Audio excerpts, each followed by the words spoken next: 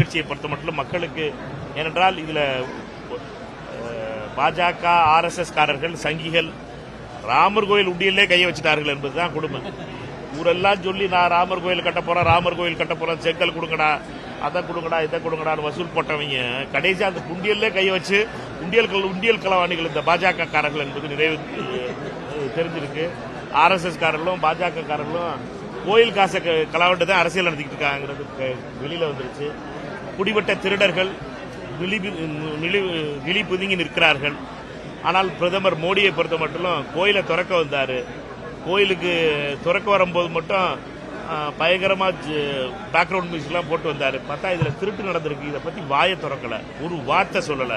ஏனென்றால் அவரோடு கூட நிற்பவர்களுடைய பொறுப்பாக இருக்கிறது இந்த கோவில். அயோத்தி கோயில்ல ராமர் கோயிலே இவ்வளவு பெரிய திருட்டு நடத்தக்கூடியவர்களாக இருப்பவர்களை பற்றி வாய் திறக்காமல் பாஜக இருப்பதை கடுமையாக இந்த பாராளுமன்ற கூட்டத்தொடரில் காங்கிரஸ் கட்சி எழுப்பும். எங்களை பொறுத்த மட்டும் இதில் நீதி கிடைக்க வேண்டும். ராமருக்கே நீதி வாங்க வேண்டிய நிலையில நிற்கிறான். ராமருடைய கோயிலுக்கே இந்த நீதி வழங்க வேண்டிய நிலைமையில் நிற்க வேண்டியதா இருக்கு. பாஜகவை பொறுத்த மட்டும் அவர்களுக்கு எல்லாமே வியாபாரம், எல்லாமே பணம், எல்லாமே வசூல். இதுதான் பாஜக ஆர்எஸ்எஸ் உடைய பழக்கம்.